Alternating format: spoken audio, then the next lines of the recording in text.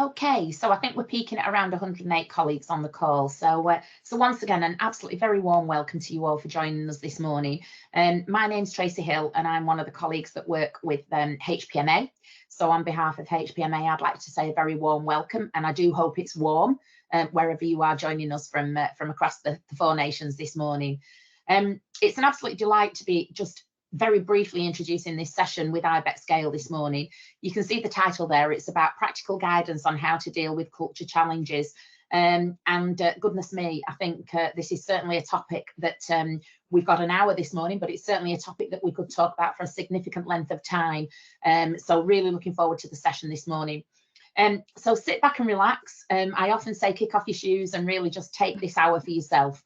And please do get involved. If you have got any questions, if you can type those in the chat, and I'm going to keep my eye on that, and then we'll pick those up towards the end. But absolutely delighted to welcome Susie Easton with us this morning, and her colleagues from IBEX Scale. So good morning, Susie, and it's over to you. Oh, thank you, Tracy. Thanks for the introduction. I agree with you. Culture is a fascinating and very topical subject at the moment. And I could probably talk all day about it, but I'll try not to do that because we've only got an hour. So good morning, everyone. And thank you to the HPMA for inviting us to deliver this webinar today. And I appreciate everyone joining us because I know you've all got really busy jobs. So this morning, as Tracy says, I'm going to be providing practical guidance on how to deal with your culture challenges. I'll get started if that's okay with everyone. I can see that we still have colleagues joining us, but I just want to make sure we've got plenty of time to take lots of questions. If everyone can go on mute, that would be great. That'd be really, really helpful. You can keep your cameras on or off, whatever you're more comfortable with. And hopefully everyone can see me on screen. But if you can post in chat if you have any technical difficulties, that'd be perfect. Thank you. As Tracy says, my name's Suzanne Easton. I'm known as Susie, and I'm a director in IBEX Scale. I've been in leadership and people management for about 25 years of my career. And since joining IBEX Scale, I've led and conducted numerous culture reviews of various types. And the majority of these have been in the NHS or for healthcare organisations. So Becky, next slide, please. Okay, so I'm just going to start very briefly by telling you a little bit about IBEX Scale for those of you who don't know us. And I can see there's a few faces that I recognise coming up on the screen as people have been logging in. We're a consultancy business and we work predominantly in the NHS and UK healthcare sector. And we've worked with over 80 NHS organisations across the UK. And we support organisations across a range of areas related to people management. And that includes organisational transformation and governance. Next slide, please, Becky. Okay, so we have a team of 40 highly accomplished professionals, and the backgrounds range from employment law, people management, and between us, we've amassed years of hands-on experience for conducting both investigations and culture reviews. To give you an idea of the work we do, we undertake in the region of about 200 workplace investigations and 30 culture reviews each year. And the work, as you can appreciate, by its nature is complex and requires handling with real care and sensitivity. These reviews we undertake can range from small discrete teams, so small teams, say 15 people, through to large multi-site departments, and then everything in between. And we've got lots of experience working with divisions, care groups, specific specialisms, such as maternity services, neonates, paediatrics, A&E. We've also worked with estates teams, and that's just to name but a few. I couldn't list all of them, otherwise we'd be here all day. You all know the link between a healthy workplace culture and staff engagement, wellbeing and patient care and safety continues to be widely reported in both the mainstream and social media. So whilst we'll be briefly touching on the context and importance of culture in the NHS, the key aim today from this session is to address the questions I'm most frequently asked when people are considering commissioning a culture review. And that's more in relation to the practical guidance, so the how and the what, rather than the why. So we're really focusing on that today. And the questions I'm asked are things like, how do we deal with these challenges? What do other trusts do that works well? What does the process look like? That's a question we get asked a lot. So I'm hoping to sort of unpick that a bit today. The other question is, how do we get the board on board with doing a culture review if they're not already part of the commissioning team? And how do we get staff to buy into the review and see it as a positive step and worth the investment? And most importantly, the question I'm asked all the time is what's the impact of doing the review? What's going to change? So more on that in a moment, but first here are the key things we'll cover during the session. If you could do the next slide, please, Becky. Okay, so in brief, we're going to have a look at defining and diagnosing culture. Just for those people that have just joined, I just noticed we've got quite a few people now. We are recording this session, so please note that, and please put yourselves on mute if you've just joined.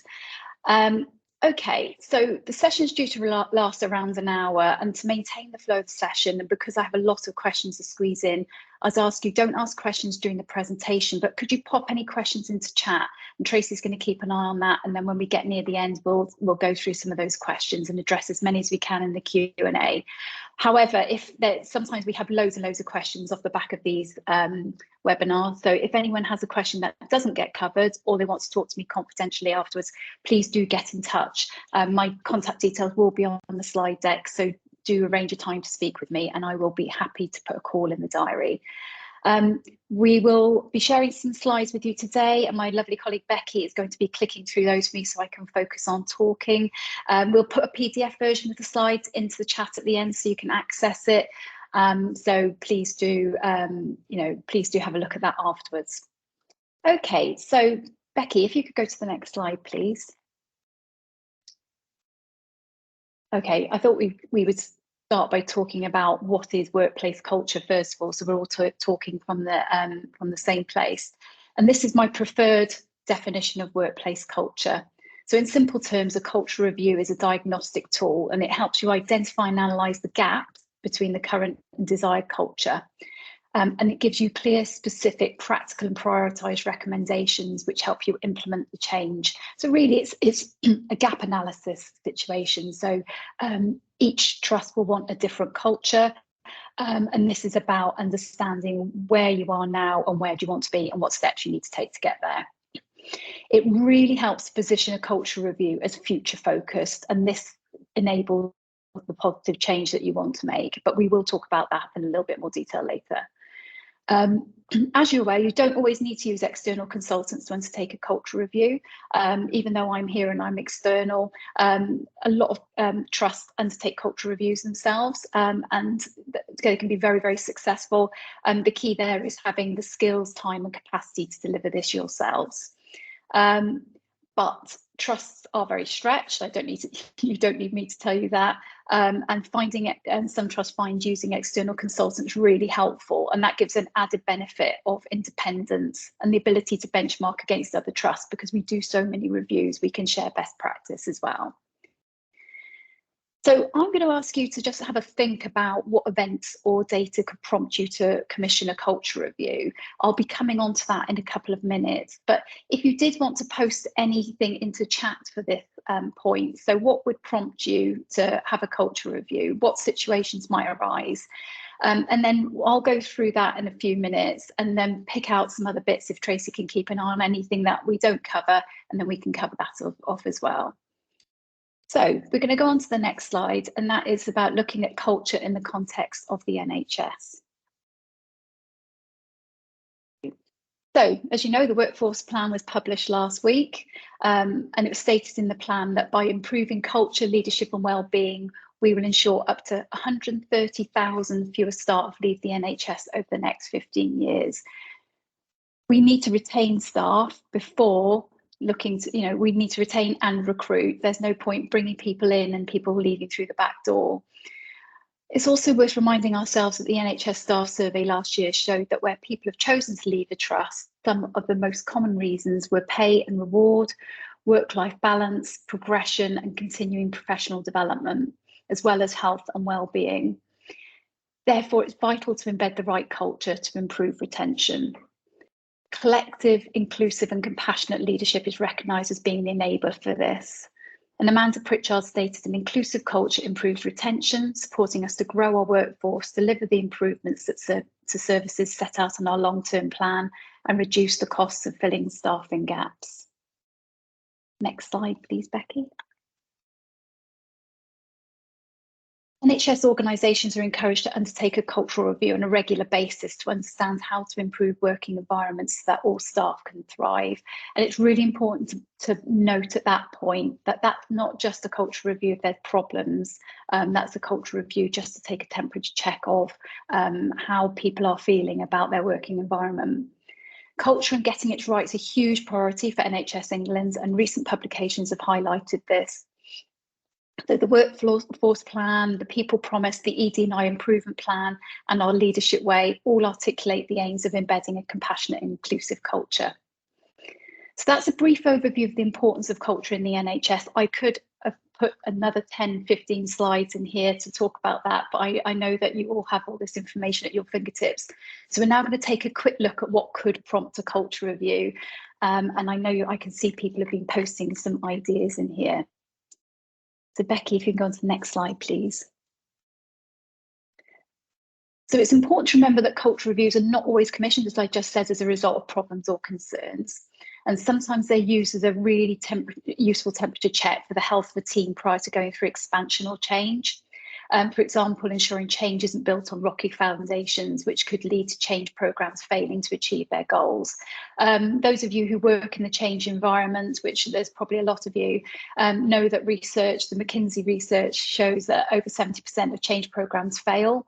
And one of the reasons for that is because change programs are layered on top of teams that might already have problems. And we're actually undertaking a review like this at the moment, where there's not significant issues in a team, but the team is looking to expand. So they're looking at the structure, roles and responsibilities and team dynamics before they expand further, just to make sure the team is in the right place to take on those different challenges. However, there's no getting away from the fact that the majority of reviews are commissioned due to problems coming to light, and that is the majority of the reviews we do undertake. And the main reasons we're asked to undertake a review are due to poor team dynamics, complaints, or observations of poor behaviours or ongoing conflict within teams. You'll see from this slide, I've put several reasons down, and I'm going to ask Tracy to see if there's anything that I've missed that you've come up with in a minute. So some of these issues may have been raised formally through specific complaints or informally through other channels. And this may be a result of poor staff survey results, an increase in the use of Freedom Speak Up Guardian, or it may be becoming increasingly apparent there are poor dynamics or behaviours within a team. So you might be aware of people coming to you talking about, I've had a falling out with this person, or these two people aren't getting on, or there's a clique in this team and it's causing issues. They're the most common reasons that we are called in to do a culture review. You'll see I've mentioned seen and unseen forces, and this is where emotional intelligence plays a big part. Leaders with high levels of emotional intelligence will pick up on these red flags early and act on them and try and identify and address the root causes. Now, opinion is divided as to the importance that should be placed on picking up on the undercurrent in teams, such as rumours and gossip. And that's quite a hot topic as to what extent people's perceptions or gossip and rumour should be listened to.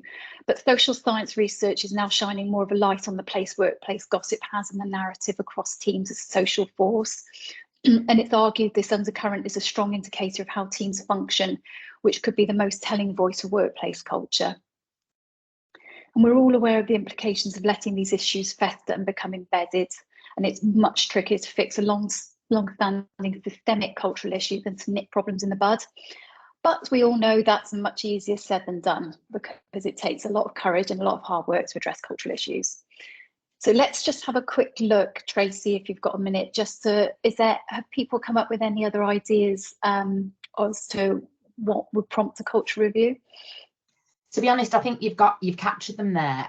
What I would say is it can be an internal trigger, and I think you've given a number of examples, and colleagues in the chat have as well, which could be about workforce metrics that are measured on a regular basis, or spikes in data, or it could be an external trigger. And again, I think we've recognised that it could be CQC, it could be a whistleblow or a freedom to speak up, something to the press, etc., etc. So no, I think we've got them there. Brilliant. Yes, CQC isn't on my list, but actually I don't know why it's not on my list, Tracy, because it is an absolutely key issue. So thank you for that. That's brilliant. Okay, so if we can go to the next slide, please, Becky. So we're going to delve into some detail now. I'm going to go through a case study because people always find case studies bring it to life a little bit more than me just talking about theory. So I'm going to walk you through an anonymised case study for review we undertook last year. And this case study, the reason I've chosen it is very typical of the reviews we have undertaken. So I'm going to provide some background. So I'm going to talk through the example, the size of the team and what led to the review being commissioned. And then I'm going to talk about the approach. What did the trust do to ensure staff were engaged throughout? How did they gain the most benefit from the review and what was the impact? And I'm also going to discuss the key recommendations as well and the actions taken, so you can see some real practical benefit from that. And then I'm going to summarise what the key success factors were. So what did the trust and the leadership team do behaviourally to make that really successful? So next slide, please. Okay.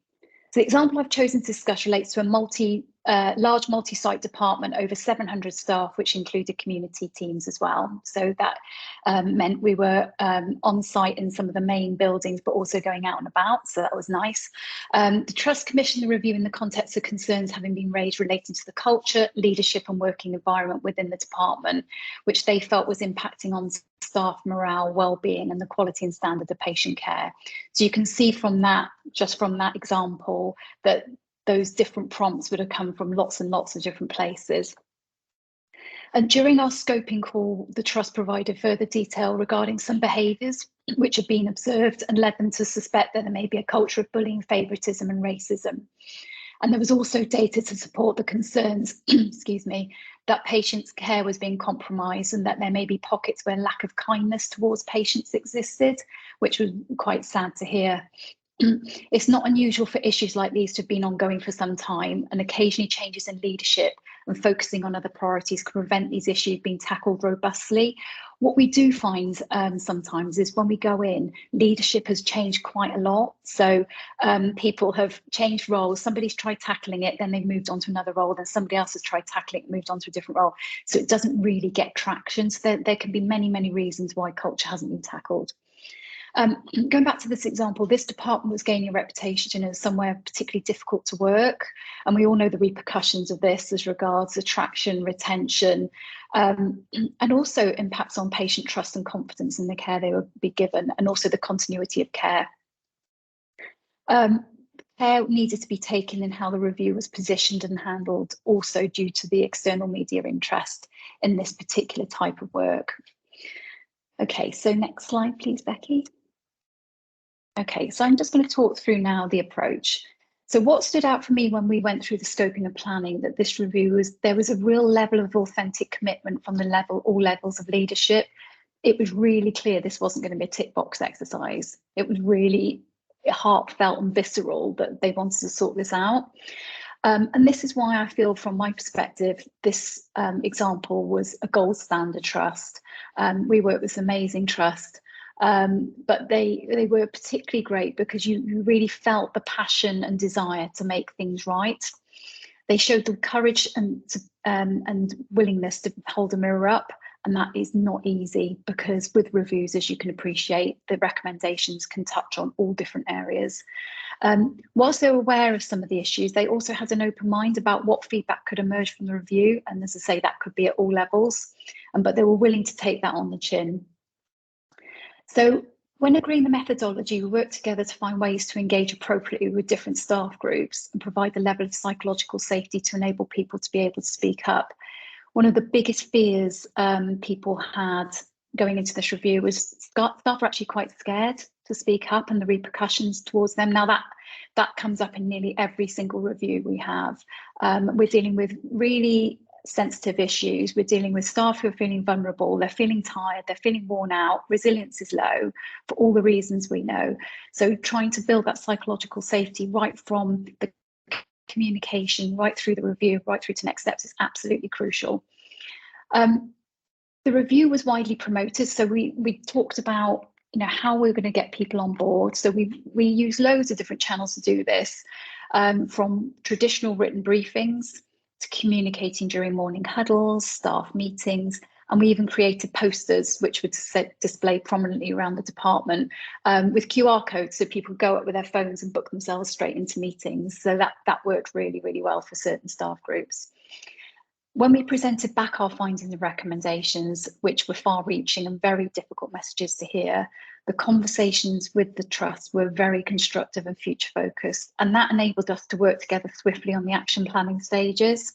So there wasn't a level of defensiveness or pushback. It was, right, okay, this is how staff are feeling, whether they felt that was factually correct, whether they felt that was perception versus reality. It was an acceptance of this is how people feel. We agreed, and we agree this on every review, that feedback is really, really important following a culture review.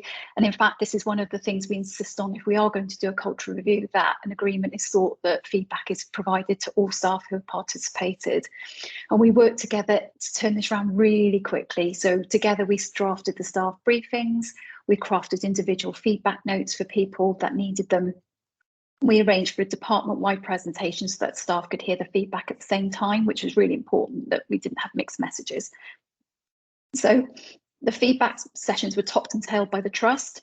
So the way this runs is the trust would open the feedback session, and then we would go and present the findings and recommendations, and then the trust would demonstrate their commitment to the process and the recommendations and reassure staff they'd be working with them on the action plan to improve the culture. And then during the feedback session, the trust confirmed their commitment to continually working with us to support the implementation of the recommendations. And that gave staff the faith that the trust were going to be held to account externally as well. So that just gives you a bit of a snapshot and takes us up to the delivery of feedback to staff. But as I said before, the meaning is in the action. So I'm now going to go through some key points on how the cultural issues were addressed. Okay, so the diagnostic element of the review, so providing the report and going through the debrief, provides a snapshot of staff perceptions relating to key elements that contribute towards a healthy workplace culture. And the recommendations provide suggestions for actions or interventions to address any gaps between what's happening now and what should ideally be happening within the culture. So I'll give you some more detail on the types of recommendations when we get to the next slide. But the steps should be prioritised and sequenced. For example, one of the key recommendations is usually sort of making sure the leadership are strong. So if leadership needs addressing, this should be prioritised, because as you're all aware, if the leadership team always sets the tone and atmosphere for the team, and without this functioning effectively, any other changes might not be built on strong foundations. So while some difficult decisions may need to be made in order to have the right people in the right roles at the right time, wherever possible, the review should be positioned as a line in the sand and the opportunity for staff to reset their ways of working or their behaviours. This is especially important when there are historical and systemic issues that have not been previously addressed. For example, by providing staff with clarity around behavioural expectations, this can sometimes just be enough to help establish new benchmarks for the way things are done around here. And one of the recommendations we generally make is revisiting any behavioural contracts that are in place, or any charters, or creating them if they're not already there.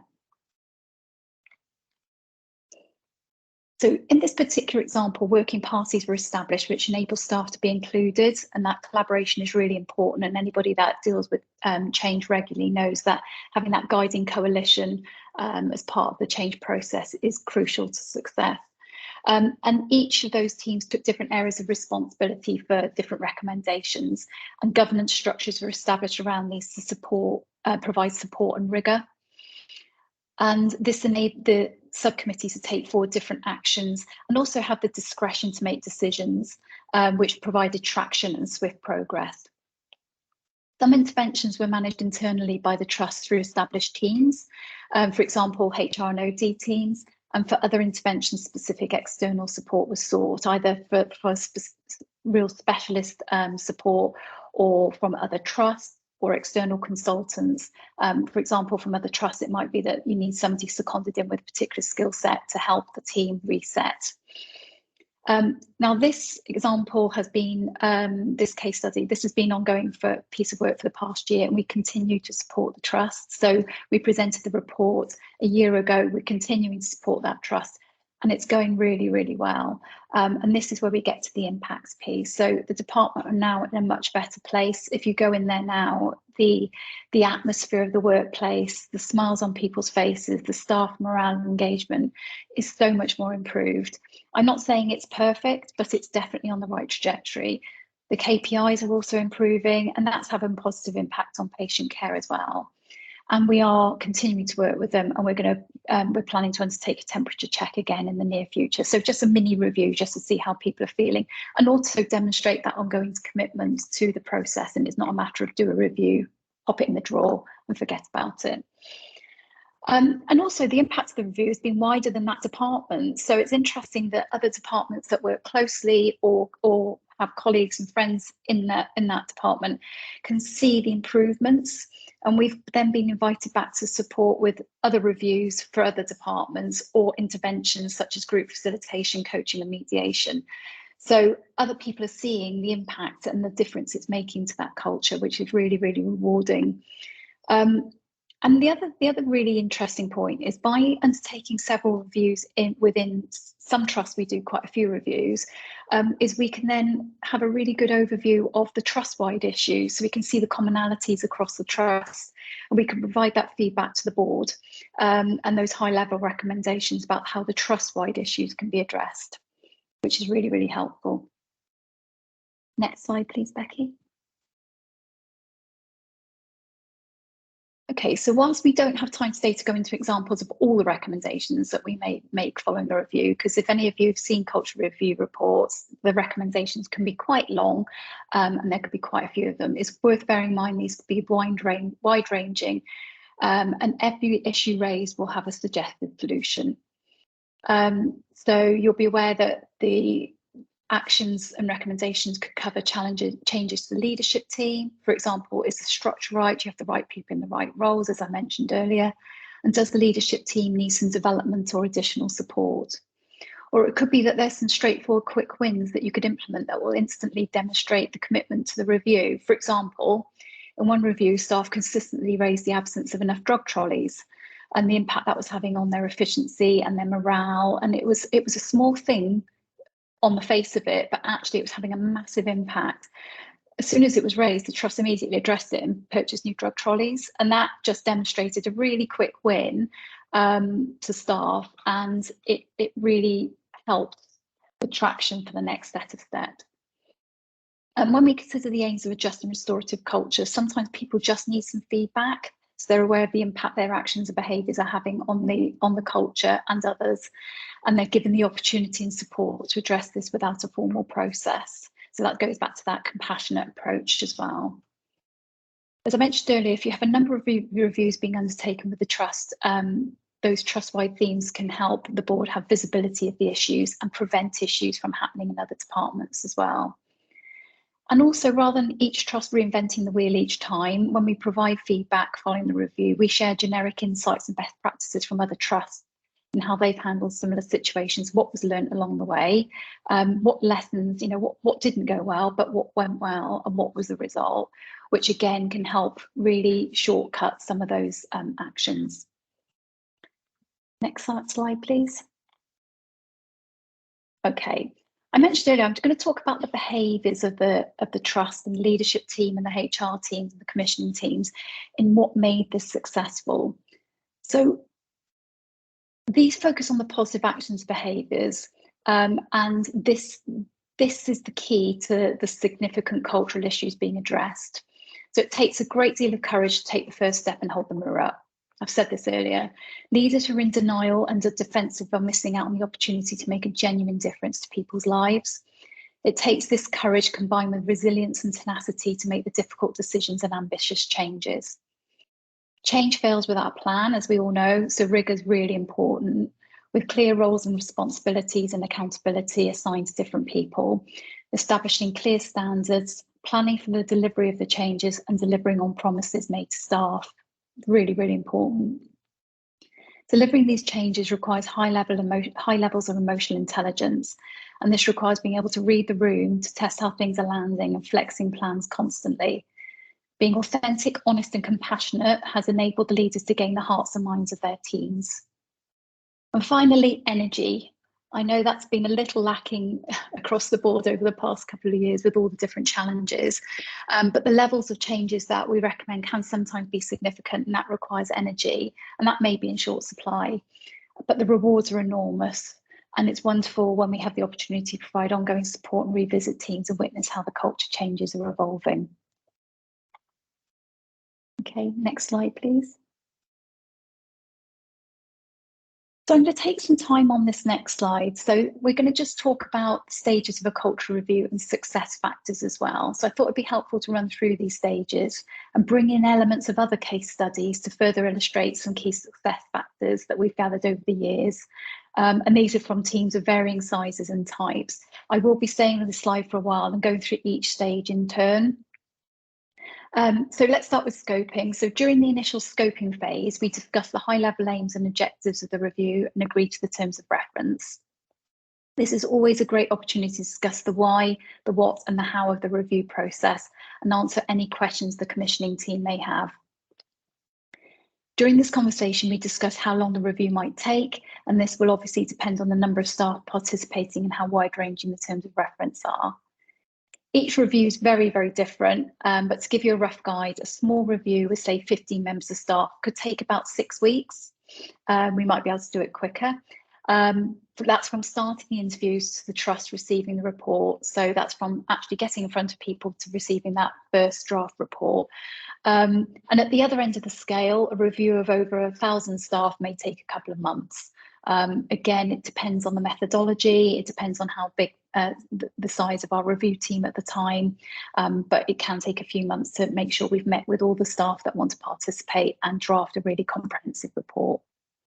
So once we've gathered all the information, we prepare a proposal which can provide an overview of the aims, approach, timelines and costs. So each review is tailored to each client's different needs, and the costs are based on the amount of time spent. So a full breakdown is provided within the proposal of each stage and the related cost. Again, as a rough guide, a small review with about 15 members of staff, you're probably talking about the same cost as a medium-sized investigation. So key success factors at this stage are both parties having clear understanding of the aims and purpose of the review, and that there's clarity and commitment for the trust to share the outputs of the review with staff in an appropriate manner following the review and take action off the back of the recommendations, whatever they may be. It's also important to discuss the level of board involvement and commitment to the process. And if they're not aware of the review already, they might be part of the commissioning team. What are the best ways to get the board on board? And that will be linked to what the key priorities of that trust are and their prevailing agenda.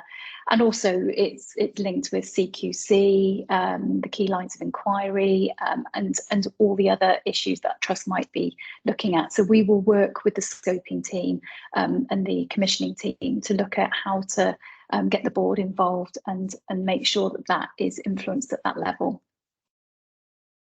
We talk about planning. So once the proposal's been refined and agreed, we move to the planning stage. And whilst the high level methodology might have been agreed at scoping stage, this is where we start fine-tuning the approach to make sure it's tailored to different audiences. And it's essential staff are in an environment to speak with us where they feel comfortable and have appropriate time set aside. For example, consultants generally prefer one-to-one meetings via Teams as opposed to listening groups. And they might find it easier to do this very early in the morning or after normal working hours. We need to build that into our planning process. Some staff might prefer the option of choosing whether to attend a listening group or a one-to-one, and we may need to consider whether we provide the option of meeting in person rather than remotely. So it's just working out what's going to be best for each audience. And also, the other end of the scale, some staff may not have access to technology or work on sociable hours, so may prefer a phone call, and this may be during a night shift, for example.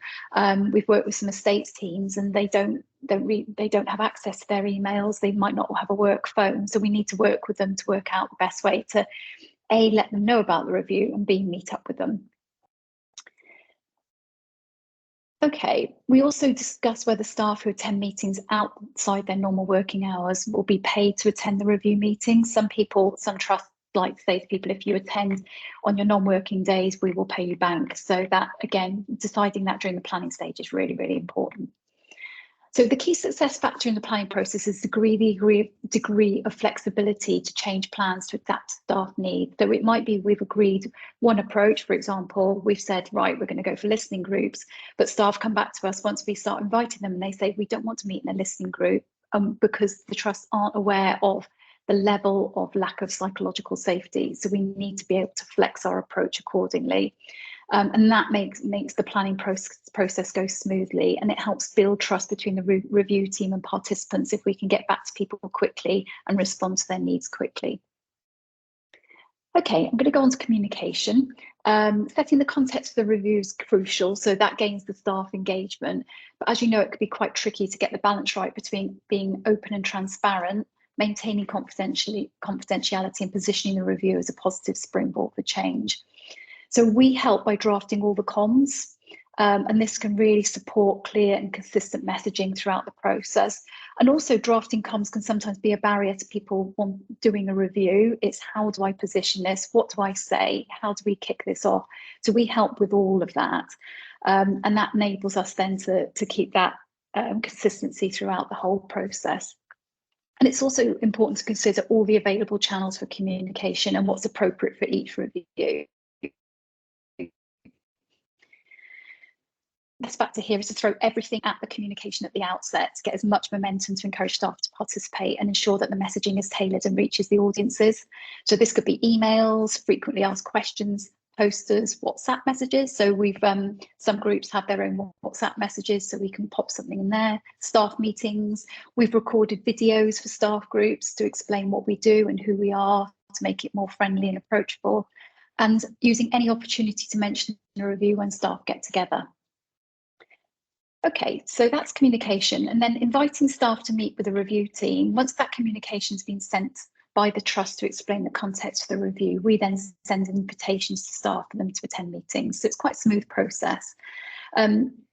We have found that providing staff with different options to book their meetings can be really helpful and drive up participation. For example, providing a link to a booking site to access a review team's diaries, a QR code that I mentioned earlier for people to use on their phones, or the ability to speak, to text or email the review team. So again, all different ways people can touch us and get in contact with us.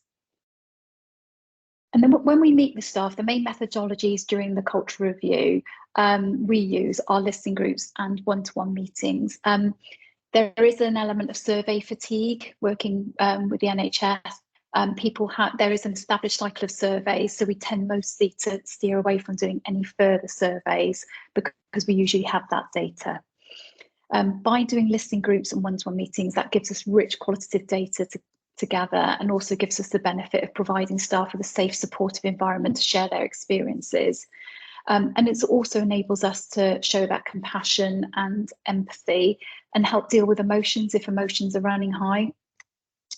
So whether you're undertaking a review internally or using external consultants, building trust with staff is essential so people know that they have a voice and they'll be listened to and treated with compassion, and for their reviews to be represented confidentially, honestly and fairly. And staff will also be keen to understand levels of anonymity as well. So establishing that at the outset is really, really important. As a rule of thumb with the cultural reviews, we keep those anonymous. But we do hybrid reviews as well, where we do a review which may end up being part of it might be an investigation. So there are different ways we can approach it. Staff will also want to know what will happen following the review. Will they see the report? Will anything change? And it's essential that those issues are discussed and agreed at the outset, and the reviewer is able to answer those questions, because that just gives confidence in the whole process. So analysing the data and drafting the reports. So once the review team have met with staff, all the data is analysed and the comprehensive report will be drafted. And the key success factor here is being able to provide clear, practical, prioritised recommendations. It's really useful for those recommendations to be linked to the CQC key lines of inquiry, and that can help support the board and the senior leadership, either clear value in the review and the potential positive impacts of taking action, or conversely, the negative consequences of not taking any action.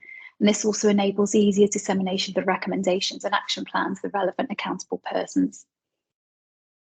And then we get into the debrief and action planning. And once the trust has had the opportunity to review the draft report, a debrief meeting is held between the review team and the commissioning team.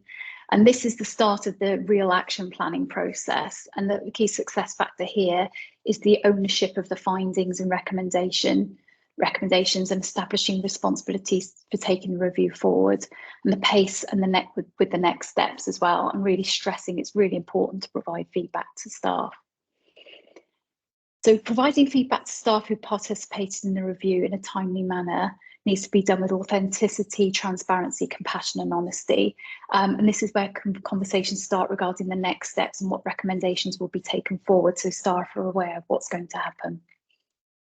The key success factor here is for staff to hear the feedback direct from the review team, and that gives them the opportunity to ask questions directly and know that nothing's being hidden from them.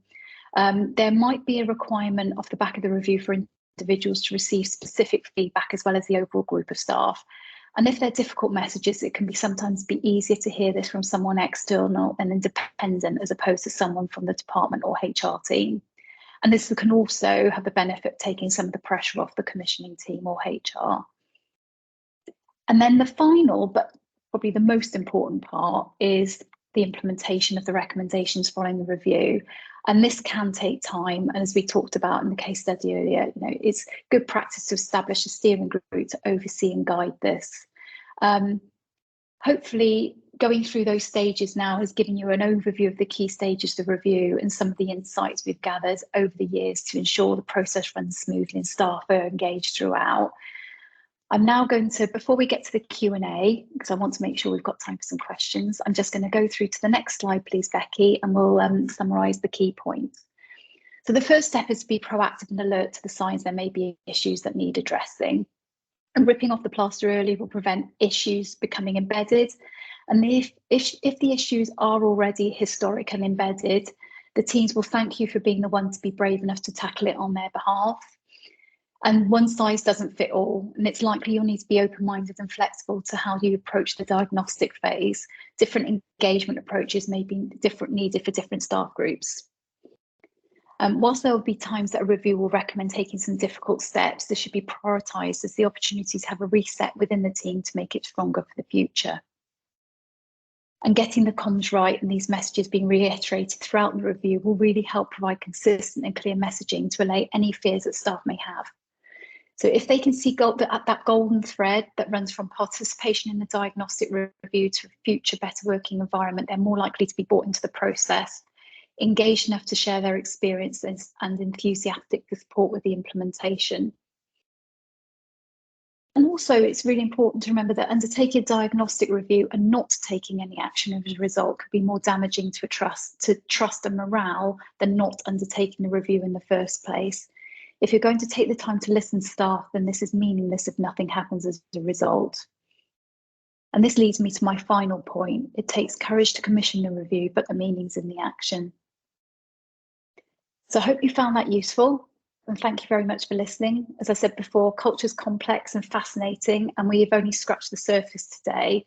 So I wanted to ensure we've got sufficient time left for questions. We've got about 45 minutes. So if you give us a moment, Tracy's having a quick look at the questions in the chat to see what questions you've got.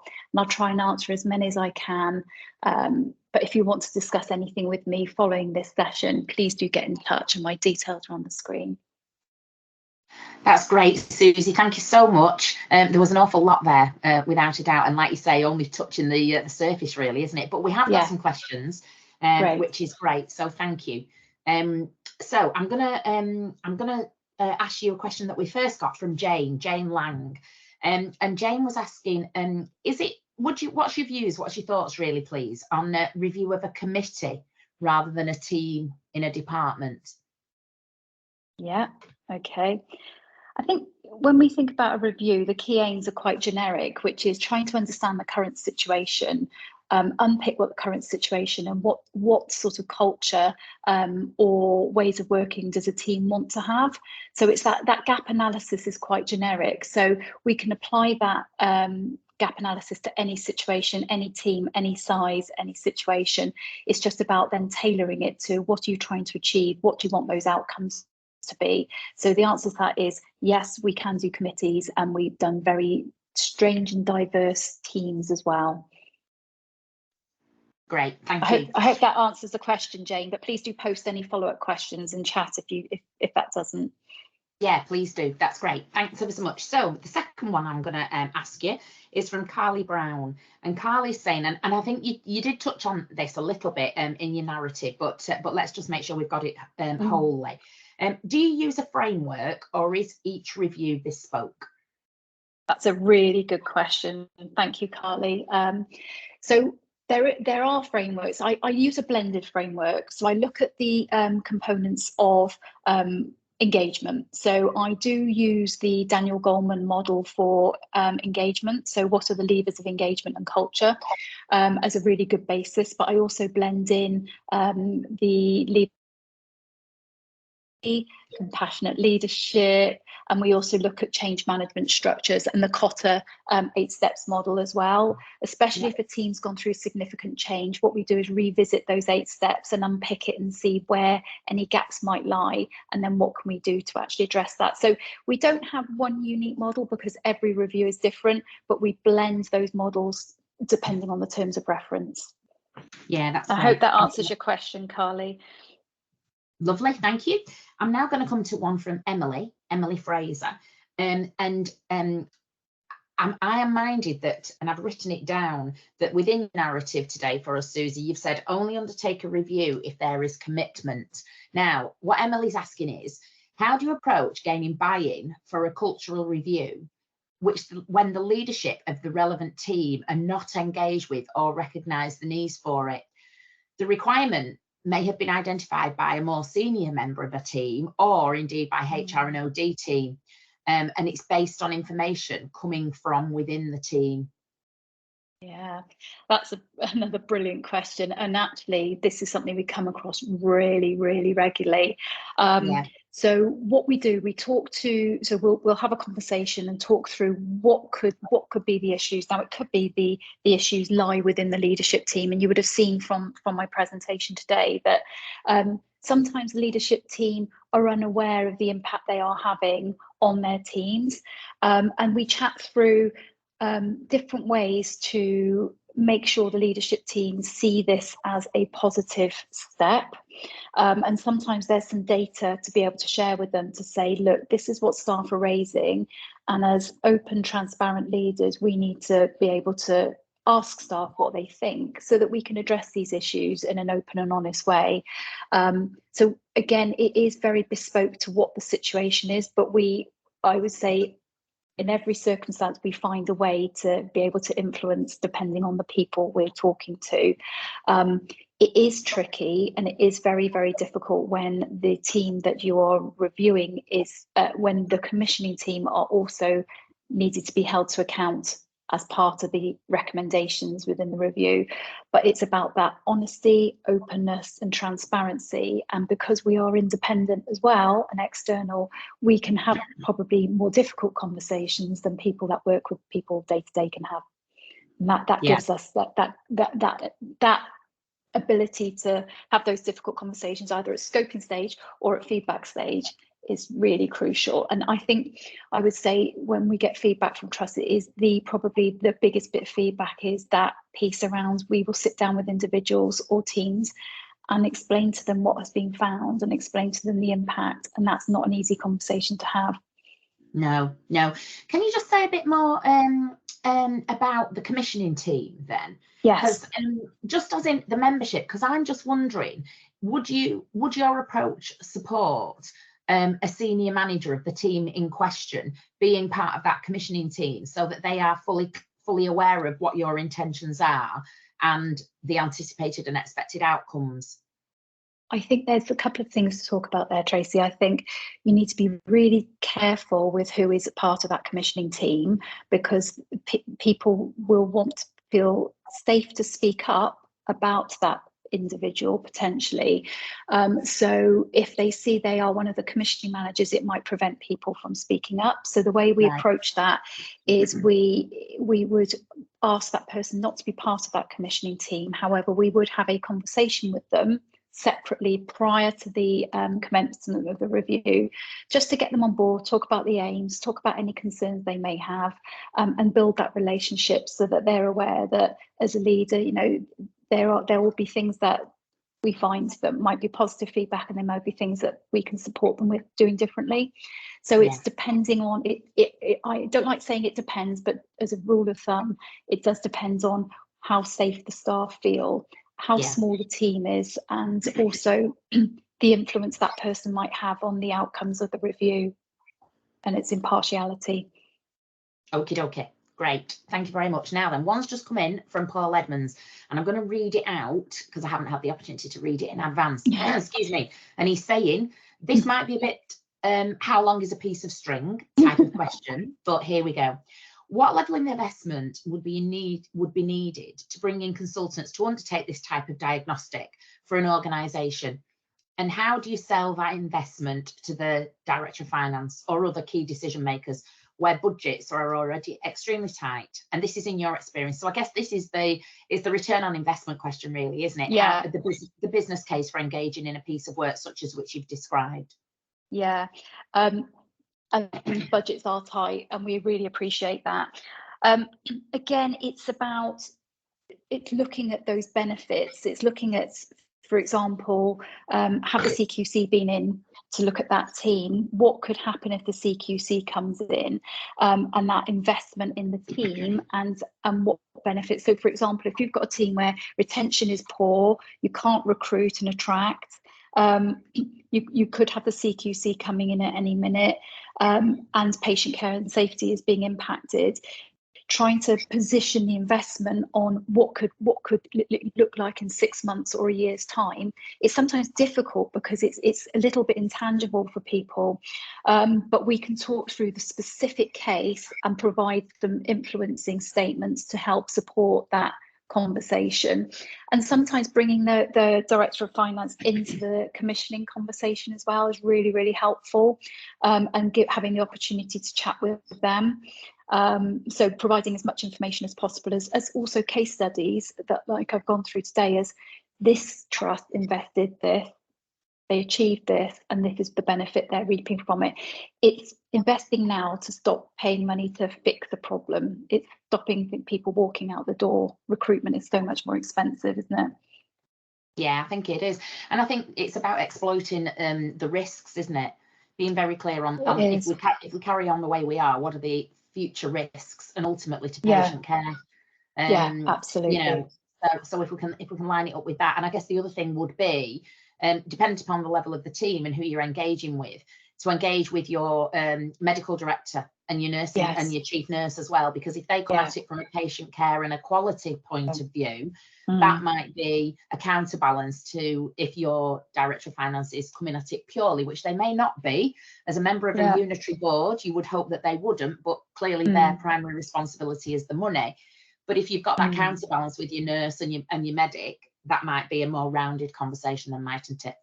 It does. Okay. Sorry, on that point, Tracy, I would say we do have a few medical directors that come on the commissioning team and chief nurses, and they do tend to pull in the finance people. And the other thing that some of our previous clients have done is offered their services and talking directly. So a Director of Finance from one trust might say to me, I'm happy to talk to a Director of Finance in another trust. So we can link people up who can talk the same language as well.